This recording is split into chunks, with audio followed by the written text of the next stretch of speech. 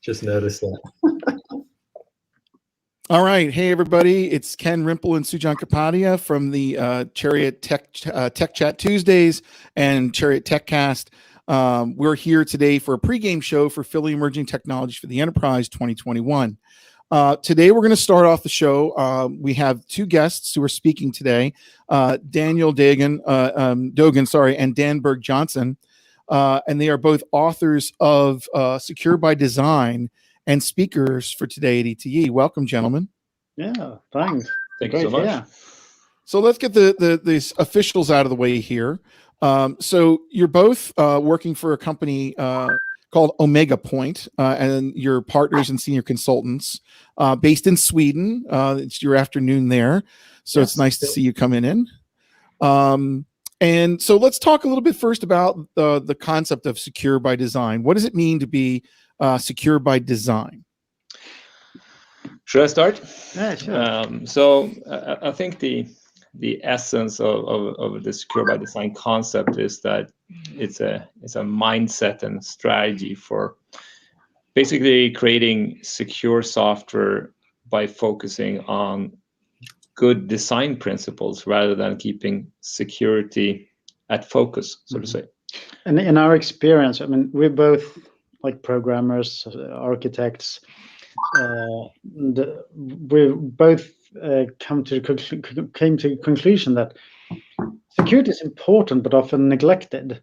And the reason for that is it's so hard to keep security like top of mind all the time, because you've got all these other things you want to do. You focus on creating some business value, you're applying some design patterns, you're having some conceptual model in your head, you're doing your domain modeling, you're doing et cetera, all these things you do. And then someone say, yeah, but you should keep security on top of your mind all the time as well. And you're just like, what the? I can't do that. I mean, my cognition bandwidth is just flooded. And if you think about it, I mean, someone that attacks your software, they have all the time in the world, and you as a developer, I mean, you have time pressure like no one else, right? I mean, you have to meet those deadlines, you have to get out the door, and so on, and that's why you want to focus on good design principles that gets your software really great, but also get security as a benefit, so to say, an implicit benefit. One of the roots came out of some discussions we've had where the security experts, especially one, Dr. John Villander being one of them, who really clearly stated that we must remember that security is a quality aspect. And that aligned very well with our experience of, I mean, we love software design because we love the quality it brings. And then came to the conclusion that, oh my God, it's actually that by focusing on some specific designs, they actually give you security for free, because they avoid those specific designs, make you avoid the bugs that end up as security vulnerabilities. Of course, no guarantees, but I mean, if I get 99%, fair enough. So one of my questions around that was, languages, programming languages and APIs. And we're getting a little bit of an echo. I don't know if you can maybe turn your speaker down just a tiny bit. But yeah, so it's I can mouth the words. So the question is around programming languages and APIs. So are there specific programming languages you feel are more suited for writing secure code? I mean, it depends, of course. I mean, there are some languages that, of course, makes it easier if you get, if it's strictly typed language. I mean, that's going to help you in one way, right? But it doesn't necessarily mean that you can't write secure software with a language that's loosely typed. You just need to keep things sort of.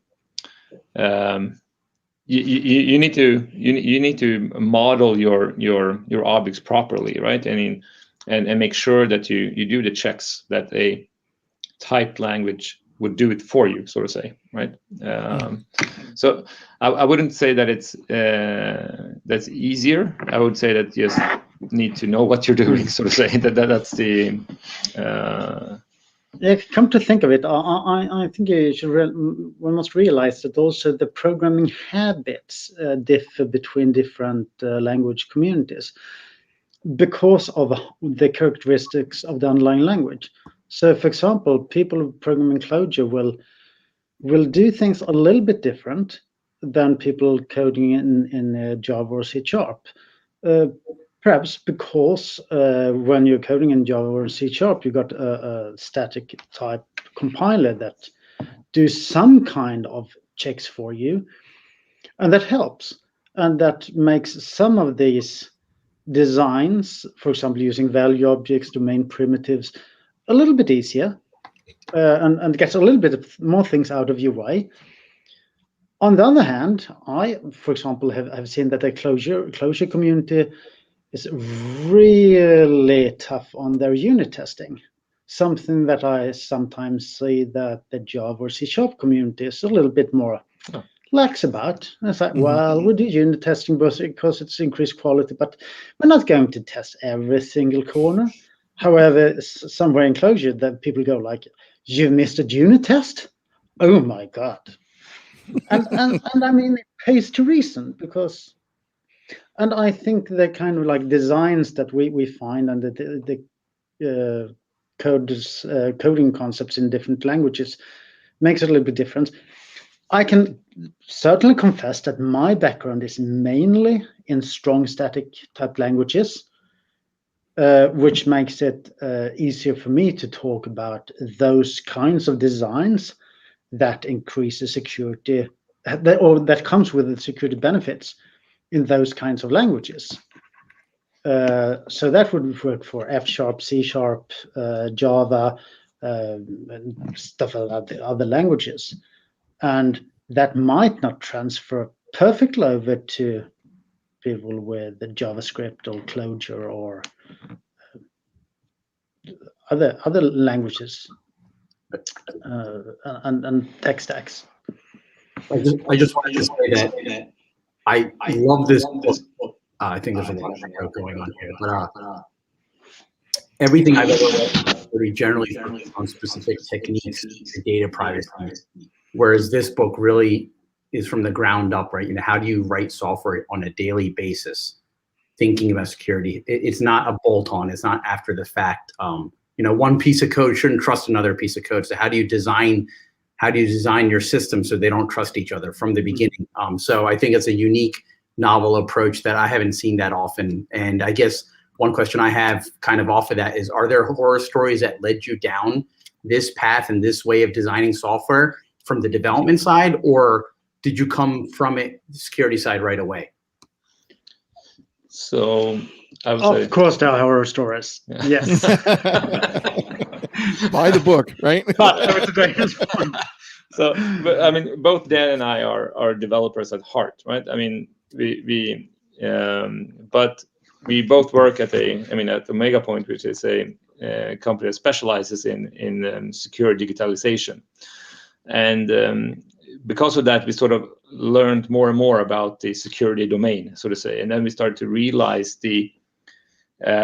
that these two are not different. They're actually part of the same domain. I mean, development, typical, regular, like they would. Sometimes people are saying, "Hey, I'm just a coder. I'm not a security guy." Right. But when you start thinking about it, when you see both context, you start to see that, well, you know, development and security are the same, really. I mean, we're solving bugs. We're solving the same type of problem, just using different approaches.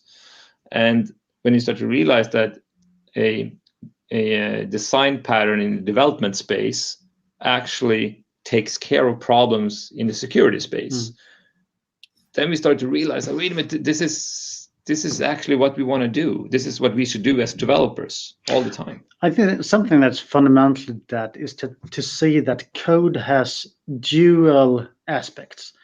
it both have the aspect of the functionality it provides, but also has got the aspect of the dual aspect of the non-functional. I hate that word, so I use the word quality attributes instead. So what are the quality attributes that are emergent from the code? How fast does it run? How much bandwidth does it consume? How many concurrent users can you provide?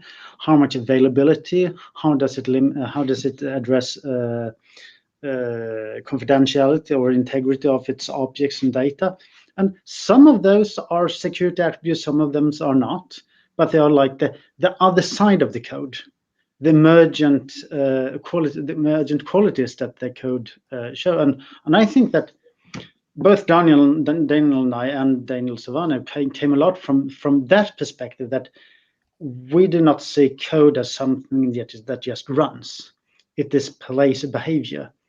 And having a side interest in security, of course, helped. That say that how do we design code in a way that makes it responsive? How do we code to make a code that makes it be able to scale well?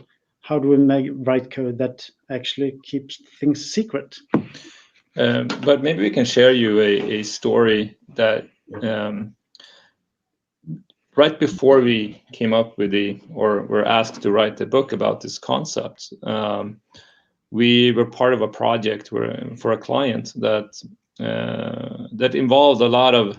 It was a quite intricate domain with a lot of typical security problems in there, and we had a chance to develop software.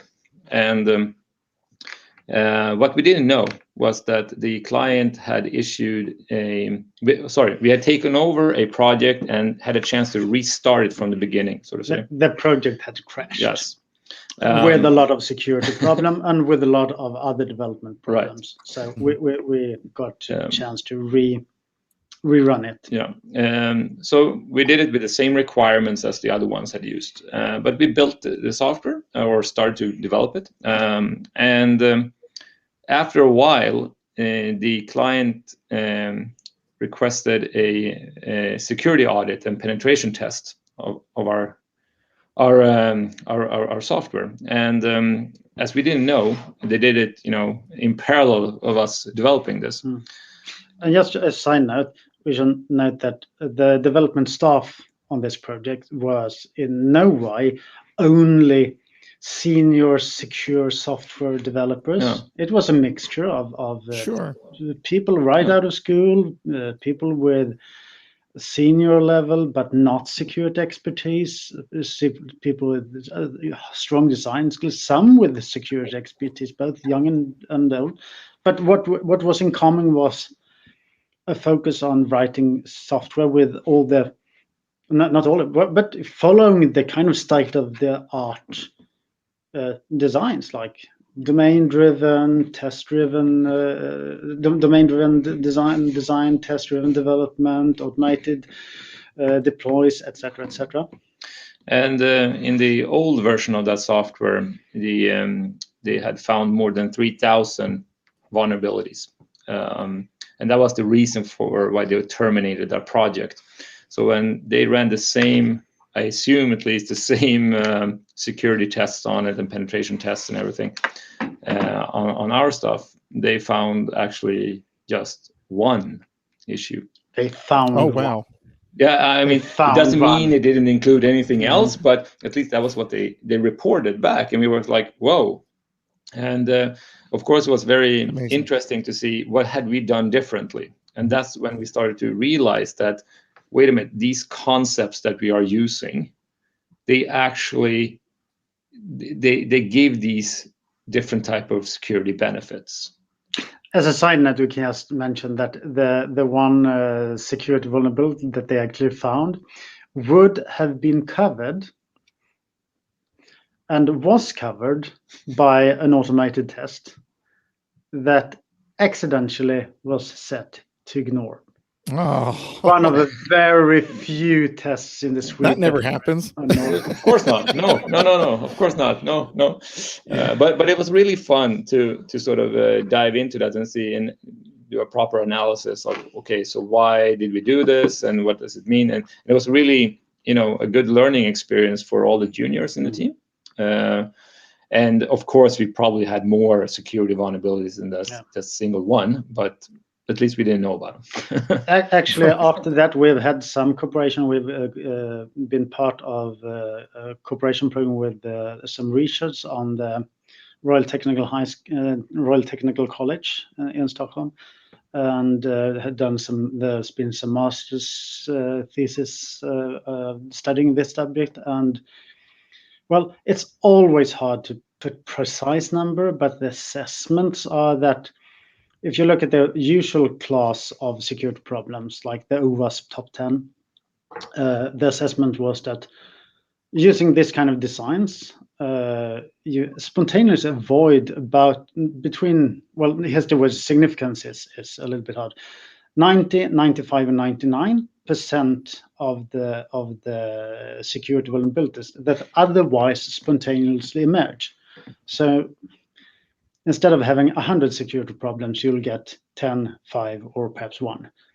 Right. And that is not by focusing on security. It's by focusing on stuff like domain-driven design, test-driven development, object orientation. I mean, it's not like rocket science design patterns. It's the usual suite of, well, you should write software that way. We all know that, but for some reason we don't. Yeah, that's really interesting. Security is just a part of good software design. That's not something we're even taught.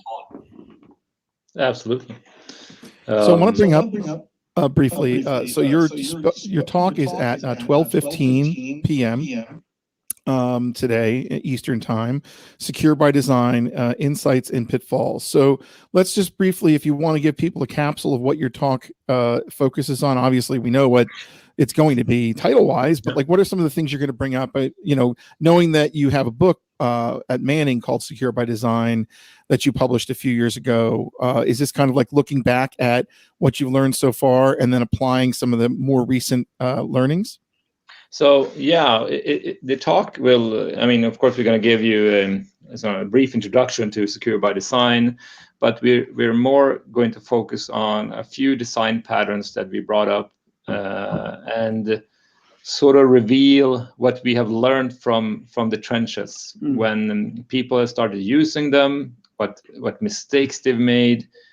Maybe they misunderstood us, and give ourselves some self-critique, because looking back at those, like the book was in process a few years before we actually got it published as well. So it's, let's say, looking back at 5 years. Yeah, we will look back at what we've been doing during this time, the message that we've been trying to send, how things have been perceived, and especially those things where we realized that people did something slightly different than we anticipated, and it didn't turn out exactly as we thought it should. What did we actually say? What did we actually stress?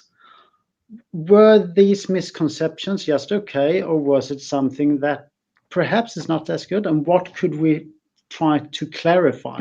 So it's a little bit like retrospective over those, with a few deep dives into a very broad subject. And the good thing is that if you have this knowledge with you and then you read the book, you will be much more prepared for your daily work in creating secure software. Okay. I think I might have a question here. Yes, Martin Snyder, one of our organizers, has said, what's an example of a creative attack vector that you didn't consider on your own? For example, the way you write a comparison function for a password hash can be prone to attack if it short circuits. He asks good questions, by the way. Wow. Yeah, that's a good question.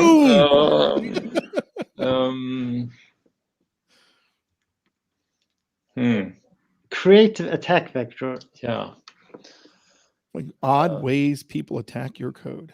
Yeah, I mean, this doesn't work any longer, but using the contact email address root at 127.0.0.1 and register that as your contact, and then trying to provoke the system to mail a malicious payload to itself.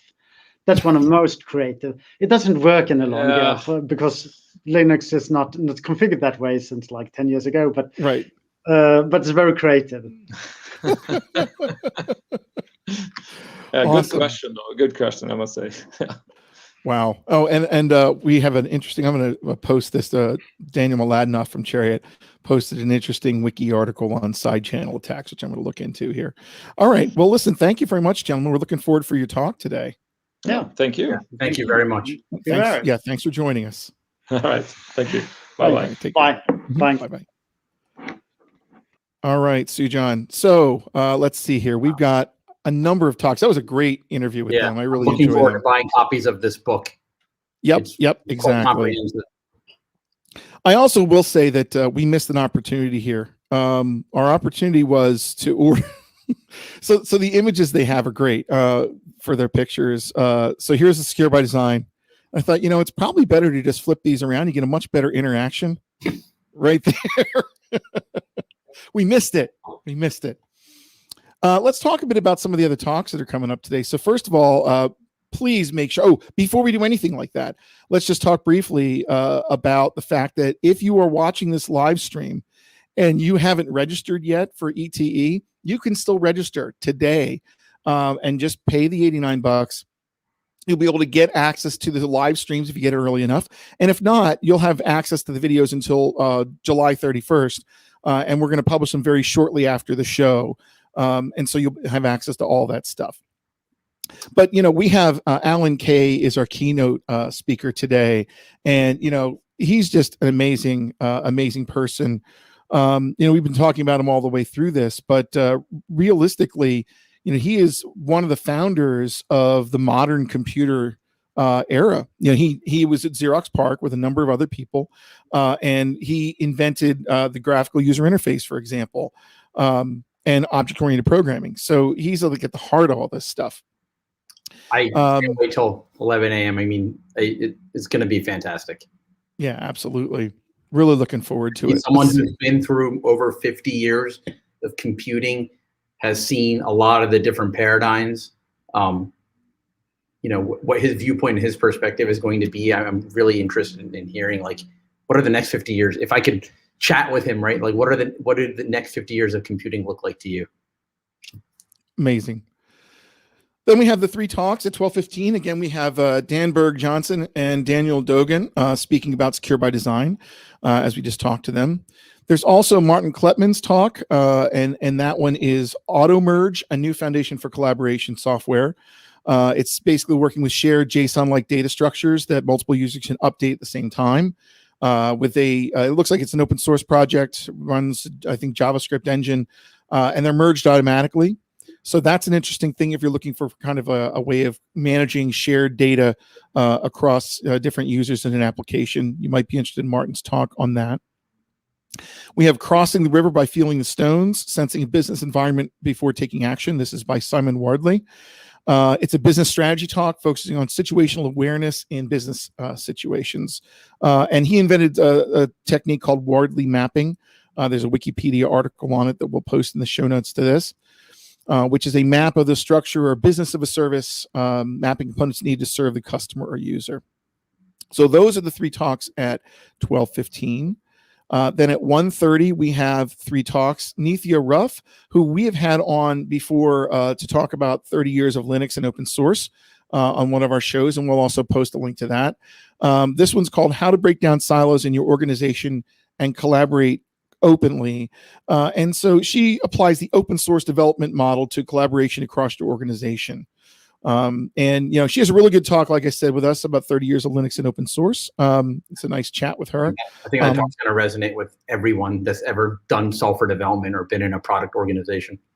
Absolutely. And she started as a software engineer, but now she's the open source program office executive director at Comcast, and also one of the board members at the Linux Foundation as well. Then we have Ricardo Gerardi, who we're going to talk to in a few minutes, so we'll hold off on his talk, but it's called What Makes Golang Go? The Power of Go Interfaces.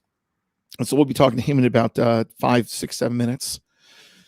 Then we have Daniel Spiewak, Journey to the Center of the JVM. Now, he's a repeat speaker at ETE. Two of the talks that he's done in the past are free as in monads. So I believe that was, if I'm not mistaken, a Scala talk. Is that right? That was a Scala talk, yes. Mm-hmm. And then uncovering the unknown principles of type inference, very popular talks that he's done in the past. And he is now a principal engineer with Disney streaming services. So he doesn't deal with volumes of data, does he? Never. No. Mm-mm. And so in this talk, he's going to go deep into the JVM and talk about a difficult bug that he had in Scala and how he uncovered what it was by digging deep into how the JVM manages all sorts of things. So this should be really interesting as well for Java developers. Yeah. His talks get very, very detailed. I like the level of information. Take notes.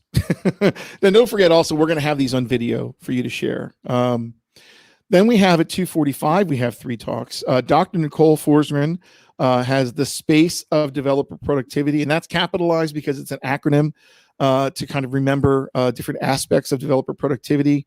And the rest of the title is There's More to It Than You Think.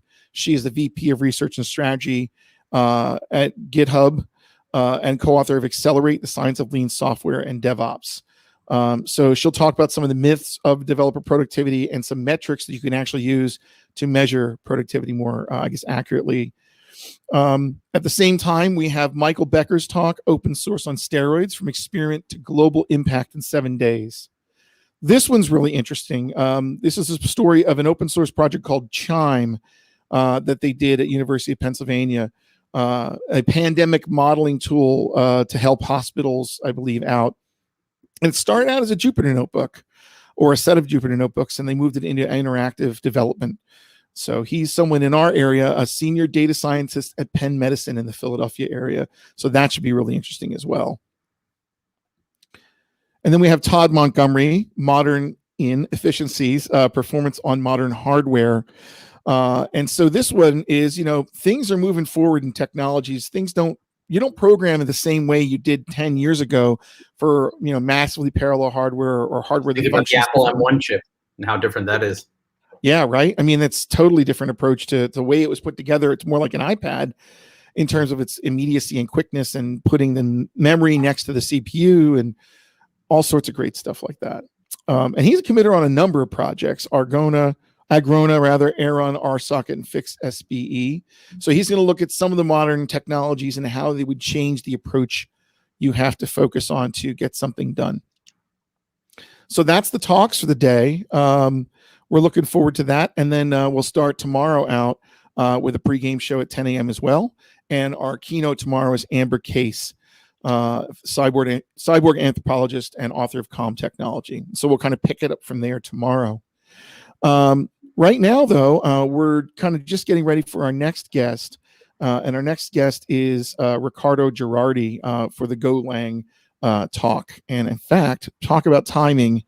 Here is Ricardo Gerardi. Hi, Ricardo. How are you? And our next guest is Ricardo Gerardi. Hi, good. How are you? Golang. Great. I think I'm getting an echo from you. I'm not sure if that's I was listening to the stream on YouTube before. Welcome. We were literally saying, we're getting ready for our next guest, and you popped up. I'm like, perfect timing. So perfect. Thank you. Yes. So listen, thank you very much for spending time with us today. We really appreciate it. Let's talk a little bit about you. So you're a senior consultant at Red Hat Canada. And your specializations are Ansible and OpenShift for automation.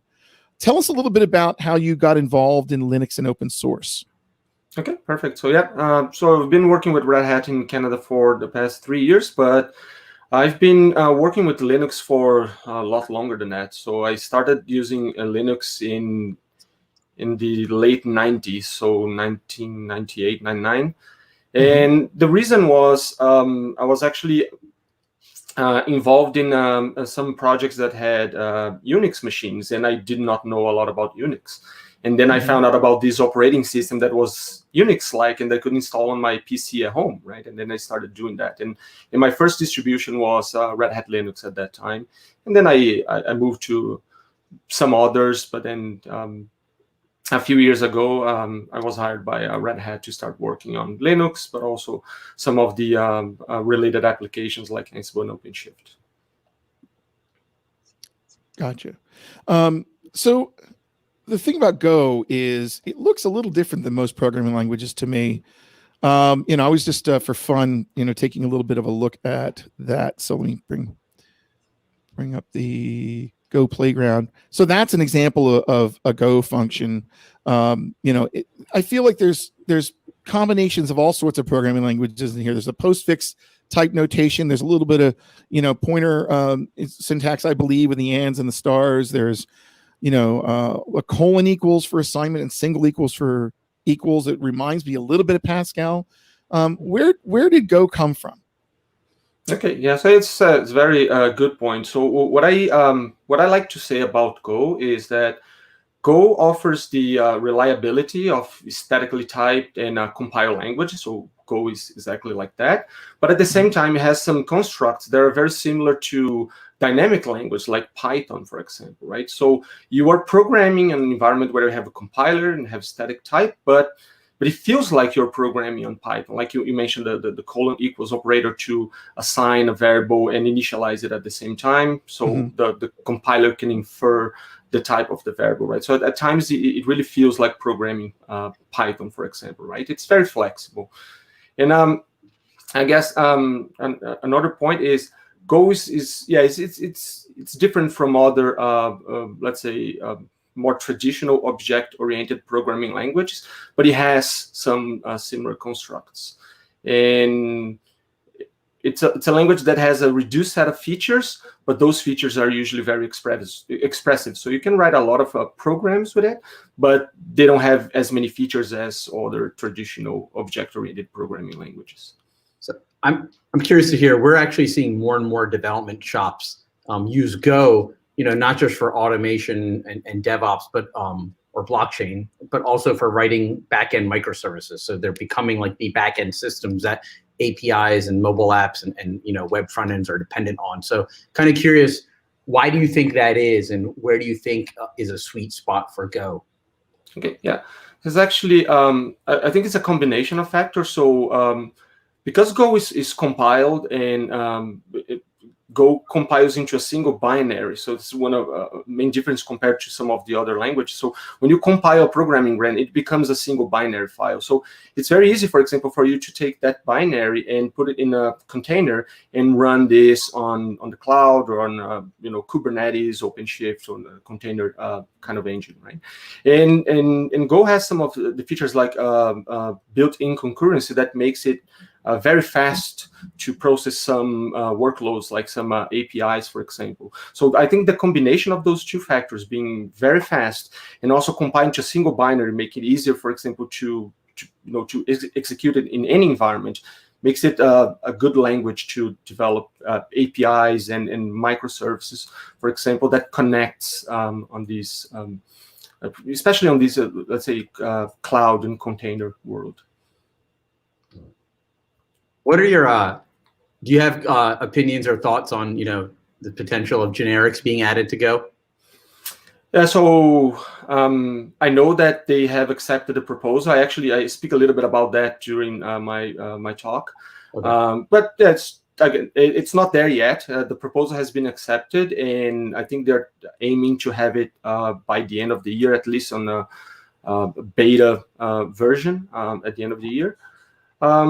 I would say that honestly, I've been programming in Go for the past 3 or 4 years, and for me, at least for my use cases, generics was never something that I missed. So I was able to write my programs without generics. I understand the cases. I understand that in some cases it will make it easier for some specific patterns, but at least programming, for example, command line tools and some systems that are not as complex, then generics was not something that I missed.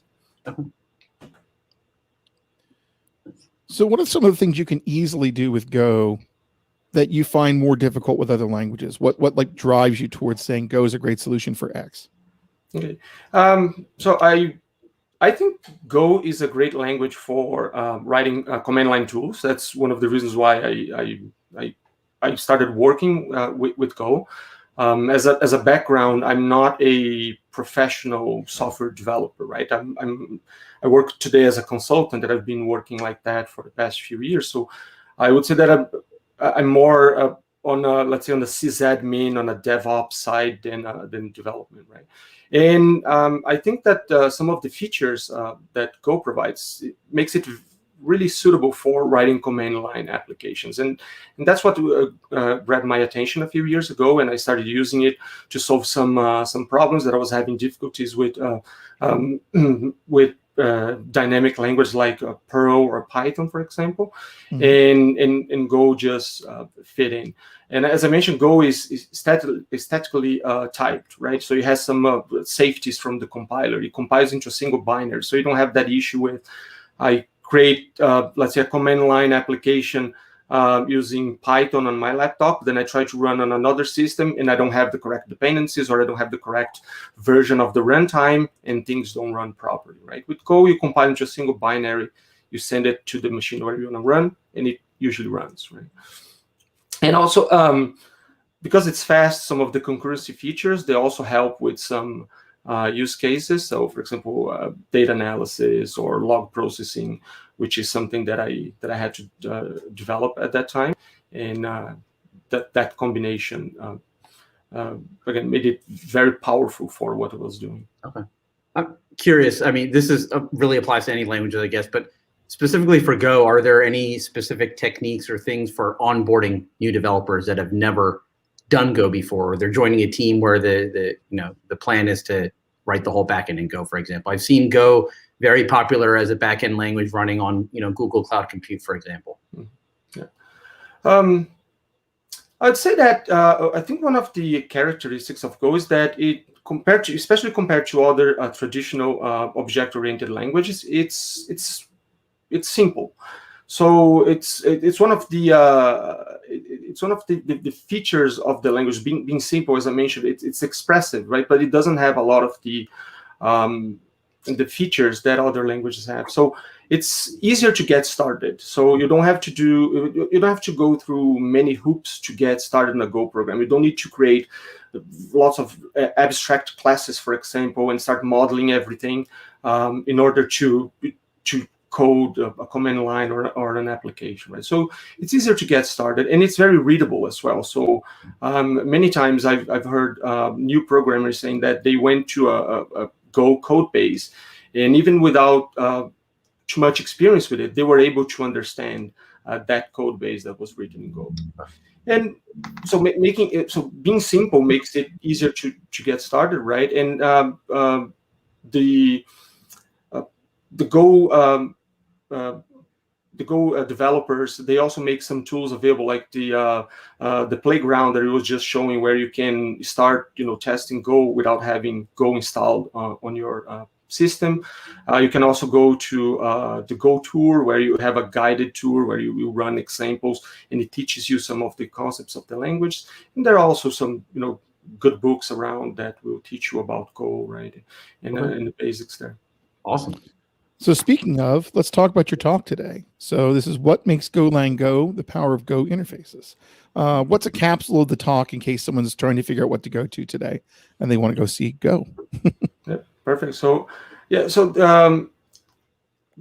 talk is, what I'm going to try to do is go a little bit deeper into Go interfaces. So interfaces is as a concept in object-oriented languages, makes it easier to reuse your code, right? And in Go, similar to other languages, you have interfaces and they define a set of methods. But in Go, you tend to use interfaces in a different way. They tend to be smaller. They are implicitly satisfied, which makes them, again, the way we use interface in Go is a little bit different from other languages. And I try to explore that aspect a little bit with some examples and show how to use interfaces, how they're powerful, and how we can create a more flexible, more testable applications in Go by applying interface correctly. And while we're at it, let's talk a little bit about the book. I know I brought it up earlier just because kind of a way of kind of framing your background and what you're working with. So so what can someone who purchases this book, like what are some of the things they're going to learn techniques wise? Okay. Yeah, so the book focuses on developing command line applications and some of the related challenges associated with that. When I was when I started developing command line applications, one of the things that was very important for me was testing the code. But testing the code when you're developing command line applications may be tricky. So I explore a lot of the testing, how to test your code in this book. So and also the book is example driven. So every chapter you have a fully functional command line application that you build from zero to a working application. And sometimes we go a little bit deeper and we explore in other chapters how to improve that application, add more features, or make those or accommodate for new techniques, for example, right? And the idea there is that the book, it will not give you an introduction to the basics of the language. I expect that the reader will know at least the basic syntax on how to define variables, how to create, if conditions and loops, for example, right? But then from there, how you get those basic concepts and you start applying some of the slightly more advanced features to create functional applications that are testable. Are there, just curious, are there problems that you wouldn't use Go for, or you would choose another language over it? That's an interesting question. I find Go to be very because it's a let's say a simple language, but yet expressive and powerful. I started using it for most of my problems. That right now I pretty much use Go for everything that I do. I would say that the exceptions sometimes, especially when I work with customers, if they're already coding, in a different code base, and because I work with Ansible, for example, and Ansible is written in Python, sometimes you use Python, right, to make sure that you are in line with the customer's expectations and what they're already using. And obviously, sometimes a shell script application is just a simple way to get something done, especially in this, let's say, DevOps world. So sometimes you go back to that, right? But I think the challenge with shell scripting is it's harder to test, and that's one of the areas that I like Go, for example, right? So you can still write the same kind of functionality, but then you have all of that, the testing features and all of the ecosystem to help you with that. So I tend to write those in Go as well. Cool. Are there tools that you like to use, like IDEs or editors, that you're really good with working with Go, or bad? Yeah. Well, I'm I would say a Vim fanatic. So I use Vim for everything, including Go. And Go has some tools that you can get from the ecosystem that you connect with Vim, which makes some of the IDE-like features available in Vim. So, for example, I can do code completion. I can write interface, and I can see who's implementing that interface. I can make changes. I can refactor code, all within Vim. On the background, you have some of the Go tools running to provide the data and the features that you need to do that. But I use Vim to do all of the coding. Right on.